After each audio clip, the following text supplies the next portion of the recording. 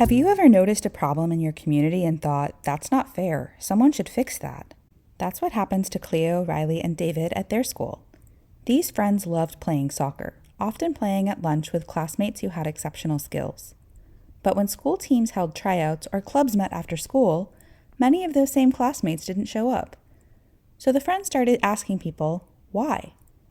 Their investigation uncovered all sorts of issues. Some students couldn't afford uniforms or gear. Others had no way to get home after practice, and some felt excluded because of aspects of their identities.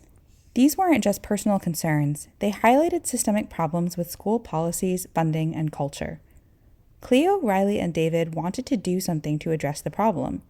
Since many issues stemmed from the cost of participating in after-school team sports, they decided to focus on creating solutions to make a change at this leverage point.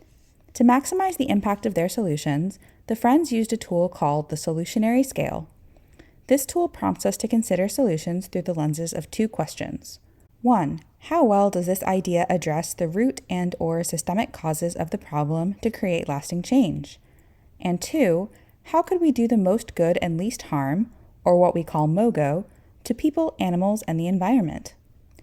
Rylie suggested the first idea.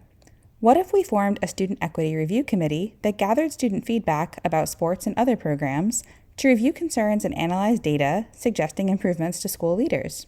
The friends decided this idea was MOGO in that it could promote student leadership, encourage respectful problem solving, and amplify student voices. To make it even more MOGO, they could set it up so that submissions were anonymous, thus avoiding the risk of harm when students might feel singled out or embarrassed for sharing their ideas. They also believed the committee had great potential to address systemic issues, including those that create financial barriers to participation in sports. To maximize its impact, the committee would need to establish strong communication and collaboration with adults in the community, like teachers, school leaders, and parents. Excitedly, Cleo suggested another idea. What if we started a community sports campaign that collected used uniforms and gear from alumni and partnered with local businesses to sponsor individual students or teams? In addition to helping reduce individual student costs, this idea could strengthen community school ties. Students running the campaign could build skills like reading a sports budget or writing sponsorship agreements. Plus, reusing old equipment and gear would be better for the environment by helping reduce the school's consumption and waste. Though a campaign wouldn't address systemic issues that lead to the problem, such as consumerism or fee structures, it would directly support individual students negatively impacted by those systems on a relatively quick timeline. To have a more lasting effect, the campaign could be repeated annually, which might even help shift school culture and norms regarding sports participation in the long term. Considering a different perspective, David shared a third idea. What if we proposed to the school board that the district offer a late school bus? This would allow all students to participate in sports activities regardless of their ability to afford their own transportation. This idea could make many school activities, even beyond sports, more accessible. To mitigate potentially adverse effects, such as higher staffing costs and the increased environmental footprint associated with another bus ride, the proposal could advocate for an electric bus. A late bus would address the interconnected systemic issues of transportation and participation costs in sports. However, it would still just be one part of a larger puzzle. Some students might still face fees, bias, or a lack of inclusive options.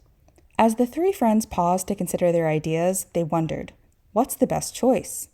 Considering the solutionary scale, they felt that each solution approached the problem from a different angle that had benefits. The Student Equity Review Committee could give students more voice in addressing systemic issues in school sports. The Community Sports Campaign would quickly provide individuals with materials and funding to join teams. A late bus would remove a specific barrier that students had expressed kept them from participating in sports now.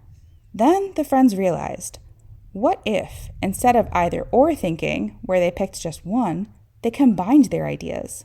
Cleo, Rylie, and David agreed that the best way to reduce financial barriers for sports participants wasn't to choose just one solution, but to develop an action plan that acknowledged the interconnectedness of their solutions and included all of them to improve access to sports within their school community. If you want to take action to solve a problem in your community, how could you use the solutionary scale to address root and systemic issues while doing the most good for people, animals, and the environment? Learn more about how to take solutionary action at www.humaneeducation.org.